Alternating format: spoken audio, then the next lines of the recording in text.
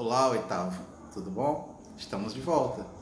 Vamos lá, eu estava dizendo para vocês sobre os principais pensadores iluministas e eu gostaria de falar um pouquinho sobre o mundo medieval. O mundo medieval era um mundo de crenças baseado nos dogmas católicos.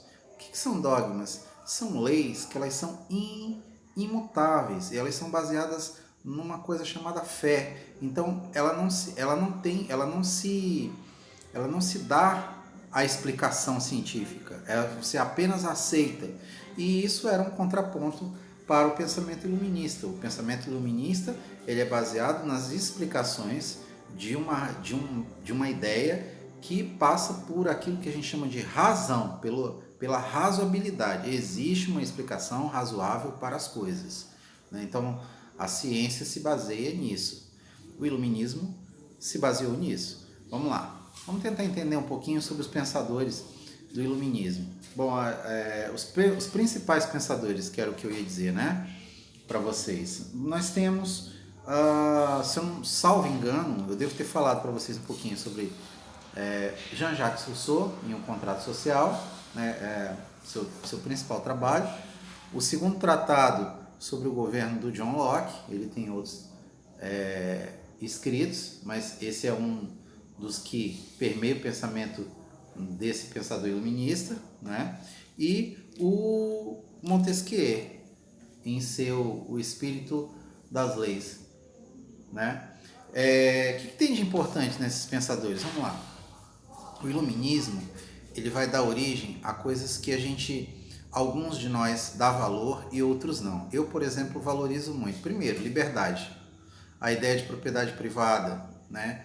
A ideia, por exemplo, de democracia, que é uma coisa que eu primo muito por isso, e que em alguns lugares do mundo conversa-se muito, fala-se muito sobre fim de democracia, e isso é muito perigoso,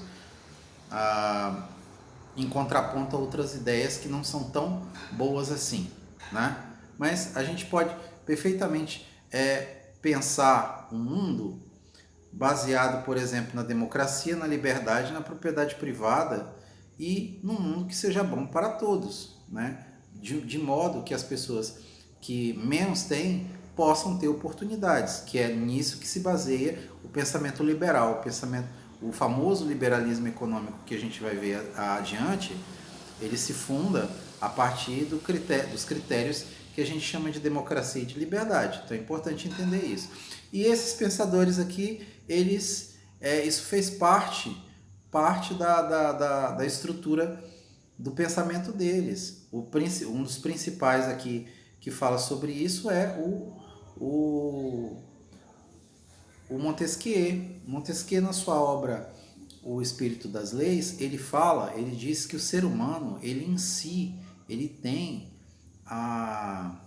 naturalmente a capacidade de abusar do poder quando ele tem o poder para si. E quando ele tem o poder absoluto, ele se corrompe, ou ele abusa desse poder, né?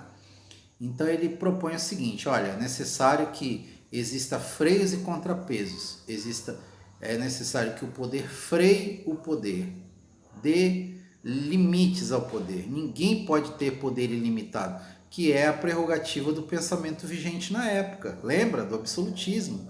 O rei tinha poder total, poder absoluto. Lembra da famosa frase de Luís XIV? Lecta est moi, o Estado sou eu. Ora, isso é aceitável no mundo de hoje? Inaceitável. Jamais vou suportar uma pessoa que vai a cada 4 anos num local de votação e escolhe alguém para governar por 4 anos, que alguém diga que é mais poderoso do que eu. Isso não existe.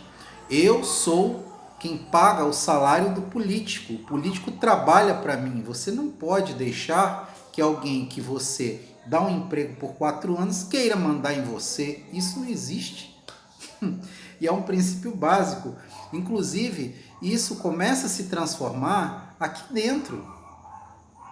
Aqui dentro. O próprio Luís XIV, ele percebe essa falha e lá na frente isso é corrigido. Não com ele, com outros. Porque como é que era a situação? você tem uma situação que é a seguinte: o povo é súdito do rei, no absolutismo, né? No mundo feudal. Depois, com o advento que acontece do iluminismo ou do despotismo esclarecido, o rei vai se colocar na seguinte posição: eu sou um servidor público, o próprio nome diz público, do povo, né? Você serve ao povo. Então, não é o povo que me serve, é eu que sirvo ao povo. É a principal, uma das lógicas das mudanças. Para dizer assim, professor, mas eu não estou entendendo que é tudo igual. Não, não é igual. Não é igual. No mundo feudal, no absolutismo, você serve ao rei.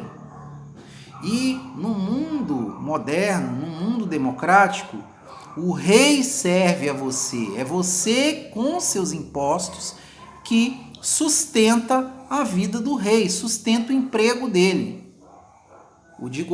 Governar passa a ser uma função, um cargo, e que por uma situação ele pode ser removido desse cargo. Vai mudar de nome em alguns lugares, vai deixar de ser rei, vai passar a ser presidente, vai deixar de ser rei, vai passar a ser primeiro-ministro, e por aí vai. Mas a estrutura de poder, ela nunca mais será a mesma depois do iluminismo. Isso você pode ter certeza. E o Montesquieu é um dos principais pensadores que fez com que isso ocorresse, um dos responsáveis, né? Que bom que ele fez isso, porque a teoria dos três poderes ela é fantástica. Se vocês tiverem paciência, tem uma live na internet da Gabriela Prioli, que é advogada criminalista, explicando para a Anitta, numa live que elas fizeram juntas, explicando como é o Estado, como é o Estado, como é essa questão de executivo, legislativo e judiciário. Por que é assim? Como que isso aconteceu? Ela dá uma aula de história bem legal. De repente, se vocês puderem ou tiverem tempo para assistir, seria interessante. Dá uma procuradinha no YouTube que vocês encontram. Tá? Live, Gabriela Prioli e Anitta, política, né? Falando sobre a política. A parte em que ela fala sobre a formação do Estado é bem legal. Não é diferente do que eu estou falando, só que de repente está falando de um jeito diferente, vocês podem ter uma compreensão talvez até melhor. É uma possibilidade. Hoje nós temos esses recursos e eles são muito válidos, né? Então, você tem aí a teoria dos três poderes, do executivo, do legislativo e do judiciário. O executivo administra, cumpre as leis que foram feitas pelo legislativo.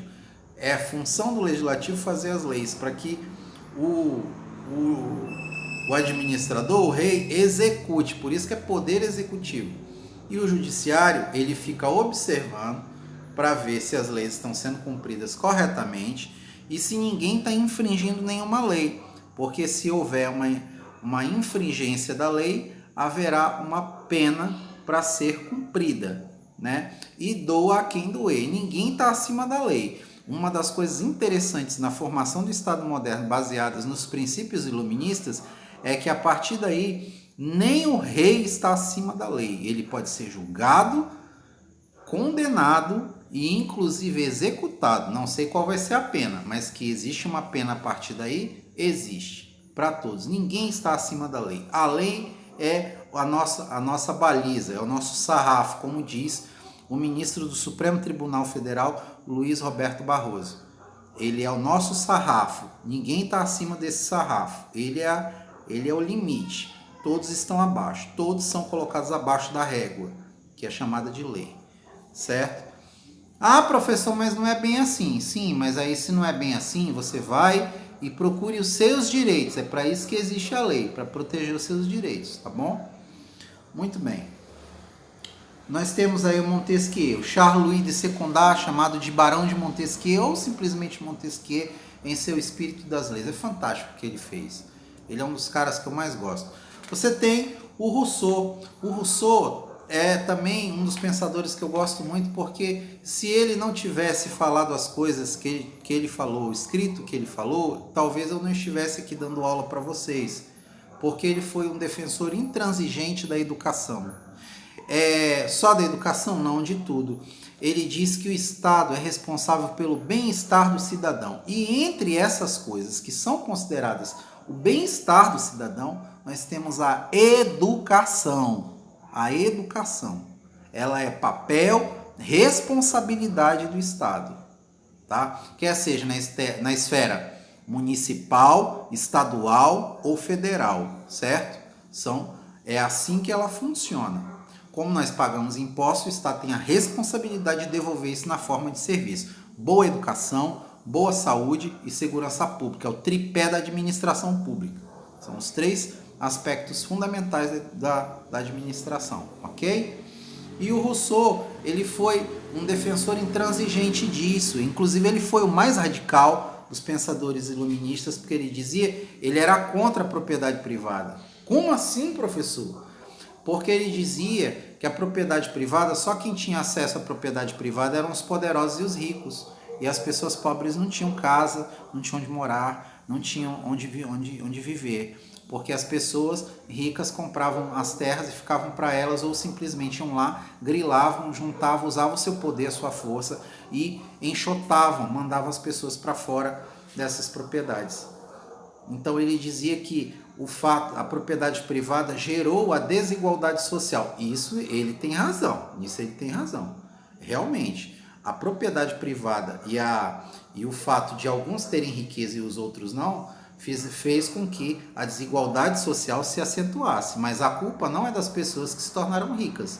A meu ver, a culpa é do Estado, que é conivente com isso. O Estado é que deveria tomar providências e não toma. Por quê? Porque se vocês observarem, na maior parte das vezes, quem ocupa os cargos no Estado são pessoas que estão, de algum modo, com esse poder nas mãos também. Tem esse poder financeiro, essa riqueza, essas terras. Então, defende seus próprios interesses, né? Muito bem.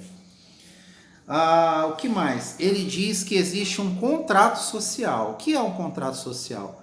Contrato social, como o próprio nome diz, é um contrato. Eu aceito ser governado, eu sou o povo, por um governante, por alguém que vai me governar, que no caso é o rei. Isso é o contrato social, ok? Vamos lá. Nós temos aí como um dos principais aí pensadores o Rousseau, né, que é um defensor intransigente da educação, né, e ele é inclusive contrário à propriedade privada, porque diz que no final das contas as pessoas que não têm a propriedade acabam tendo seus direitos fundamentais retirados, né?